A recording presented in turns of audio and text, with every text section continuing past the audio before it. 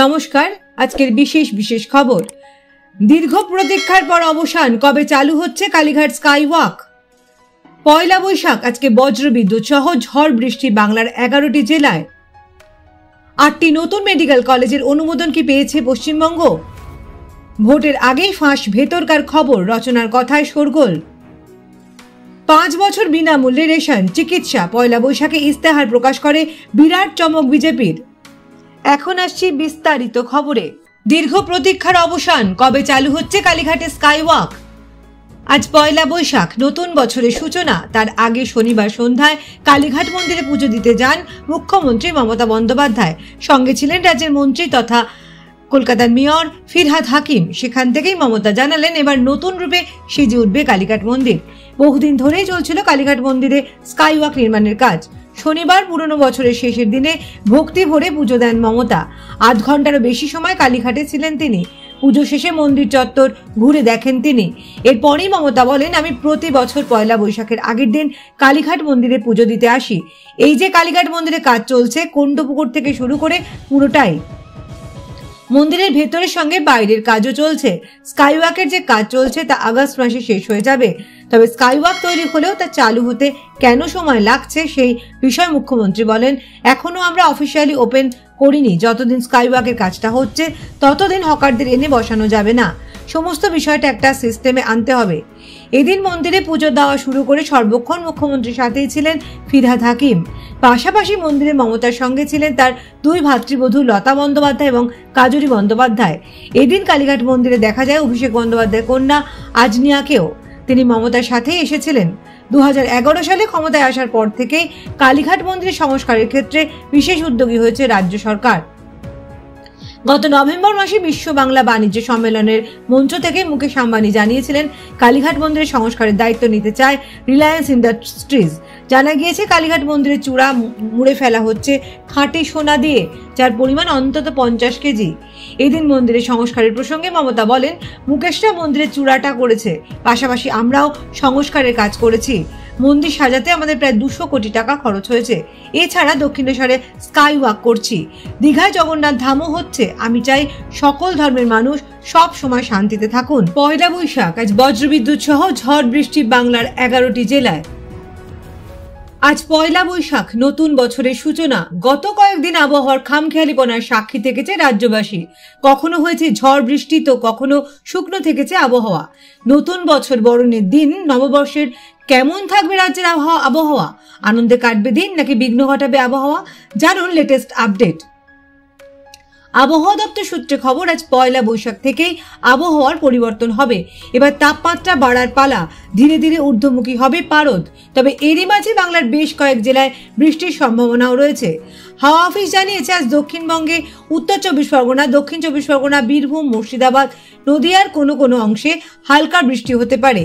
আজ দক্ষিণবঙ্গের 5 জেলা ছাড়া বাকি সমস্ত জেলায় শুকনো থাকবে আবহাওয়া। আজ বৃষ্টির সম্ভাবনা নেই দক্ষিণবঙ্গেও। এরপর সোমবারও উত্তর 24 পরগনা, দক্ষিণ 24 পরগনা এবং পূর্ব মেদিনীপুরে বৃষ্টির জারি থাকতে পারে। আজ বজ্রগর্ভ মেঘ সঞ্চারের ফলে অধিক বৃষ্টির সম্ভাবনা দীঘা সহ পূর্ব মেদিনীপুরে। বৃষ্টির জন্য তাপমাত্রা কমার কোনো সম্ভাবনা আর নেই। আজ থেকে গোটা দক্ষিণবঙ্গেই গরম বাড়বে। শীঘ্রই তাপমাত্রা 40 ডিগ্রির গণ্ডি পেরোতে পারে।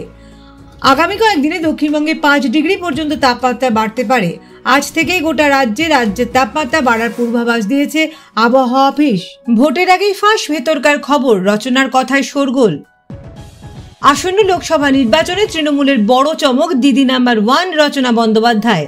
হুগলি থেকে শাসক দলের টিকিটে প্রার্থী হয়েছেন তিনি। তবে প্রথমে নাকি তার এই কেন্দ্র থেকে লড়ার কথা ছিল না। শুরুতে শোনা গিয়েছিল রচনাকে তমলুক বা কাঁথি থেকে প্রার্থী করার কথা ভেবেছিল তৃণমূল, যদিও পরে তা আর হয়নি। সম্প্রতি এক সংবাদ মাধ্যমে দেওয়া সাক্ষাৎকারে প্রথমে অন্য কেন্দ্রের প্রার্থী হওয়ার গুঞ্জনে শিলমোহর দিলেন রচনা। তৃণমূলের এই তারকা প্রার্থীকে প্রশ্ন করা হয়, আপনার তো আগে তমলুক থেকে দাঁড়ানোর কথা ছিল। উত্তরে রচনা বলেন, কাঁথি, তমলুক আর হুগলি এই 3টি কেন্দ্রে নিয়েই কথা চলছিল। পরে মমতা বন্দ্যোপাধ্যায় এই আসন ঠিক করে দিয়েছেন।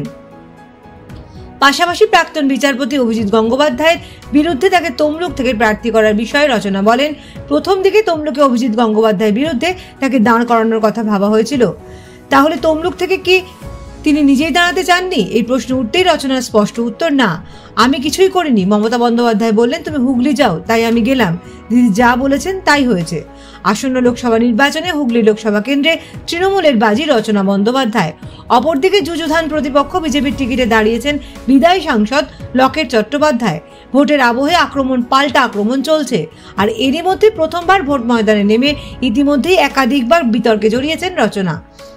কখনো ধোঁয়ায় ধোয়া তো কখনো সবুজ ঘাস, গাছপালা খাওয়া, গরুর দুধের দই, যা নিয়ে সোশ্যাল মিডিয়া ছেয়ে গিয়েছে মিমে। যদিও তাদের ডোন্ট কেয়ার মনোভাব রচনার। নেত্রী বলেন, আমি বাইরের মানুষের কথা গায়ে মাখি না। যারা ভুলভাল কথা লেখেন বা বলেন, আমি মনে করি তাদের মনুষ্যত্ব কম। আমি কর্মে বিশ্বাসী। 5 বছর বিনামূল্যে রেশন, চিকিৎসা। পয়লা বৈশাখে ইস্তেহার প্রকাশ করে বিরাট চমক বিজেপির। বাংলা নববর্ষে বিরাট চমক। আগামী 19 এপ্রিল থেকে শুরু হচ্ছে লোকসভা ভোট। হাতে মাত্র 4 দিন। আর এই পরিস্থিতিতে দাঁড়িয়ে আজ বাংলা নববর্ষের দিনে ইস্তেহার প্রকাশ করল বিজেপি, যার নাম সংকল্পপত্র। লোকসভা ভোট শুরু হওয়ার 4 দিন আগে রবিবার বি.আর. আম্বেদকরের জন্মদিনে প্রধানমন্ত্রী নরেন্দ্র মোদীর উপস্থিতিতেই ইস্তেহার প্রকাশ গেরুয়া শিবিরের। এদিন দিল্লিতে বিজেপির সদর দপ্তরে বিজেপির ইস্তেহার প্রকাশী অনুষ্ঠানে প্রধানমন্ত্রীর পাশাপাশি উপস্থিত রয়েছেন কেন্দ্রীয় স্বরাষ্ট্রমন্ত্রী অমিত শাহ, বিজেপির জাতীয় সভাপতি জে.পি. নাড্ডা, নির্মলা সীতারামন, রাজনাথ সিংরা। এদিন জে.পি. নাড্ডা বলেন, গত 10 বছরে প্রধানমন্ত্রীর হাত ধরে দেশ এগিয়েছে। মোদীর লক্ষ্য সবকা সাথ সবকা বিকাশ। বিজেপি একটি আদর্শ মেনে চলে। সেই আদর্শ মাথায় রেখে সেই আদর্শ অনুযায়ী কাজ করার লক্ষ্যেই বিজেপি নির্বাচনী ইস্তেহার তৈরি হয়েছে। দরিদ্র পিছিয়ে পড়া অংশের জন্য কাজ করে বিজেপি সরকার। দলিত, কৃষক, দরিদ্র, তরুণ তরুণীদের জন্য কাজ করাই আমাদের লক্ষ্য। জেলেদের বীমা সুবিধা প্রদান এবং আগামী দিনে বাজরা একটি সুপারফুড হিসেবে গড়ে তোলার প্রতিশ্রুতি দেওয়া হয়েছে বিজেপির নির্বাচনী ইস্তেহারে। একলব্য স্কুল খোলার প্রতিশ্রুতির পাশাপাশি এসএসসি এবং এসটি এবং ওবিসিদের জন্য সম্প্রদায়ের সার্বিক কল্যাণে কাজ করার প্রতিশ্রুতিও দেওয়া হয়েছে। ওষুধের দাম 80% ছাড়ের পাশাপাশি 5 বছর বিনামূল্যে রেশনের প্রতিশ্রুতি নরেন্দ্র মোদীর। আয়ুষ্মান ভারত প্রকল্পে 5 লক্ষ টাকা অবধি বিনামূল্যে চিকিৎসা ব্যবস্থা দেশের মানুষদের জন্য। এদিন বিজেপি সভাপতি বলেন, আবাস যোজনায় 4 কোটি পাকা বাড়ি তৈরি হয়েছে। 2 লক্ষ পঞ্চায়েতেও ইন্টারনেট পরিষেবা যুক্ত হয়েছে। ভারতের 25 কোটি জনসংখ্যা এখন দারিদ্র সীমার উপরে উঠে এসেছে। গ্রামে গ্রামেও ফাইবার অপটিক্স বসেছে। প্রধানমন্ত্রী বলেন, আজ বাবা সাহেব আম্বেদকরের জন্মদিন। এই শুভ দিনে বিজেপি ইস্তেহারের প্রকাশ করলো। দেশ জুড়ে লক্ষ লক্ষ মানুষকে ভারতীয় জনতা পার্টির প্রতি অসীম আস্থা রাখার জন্য সকলকে ধন্যবাদ।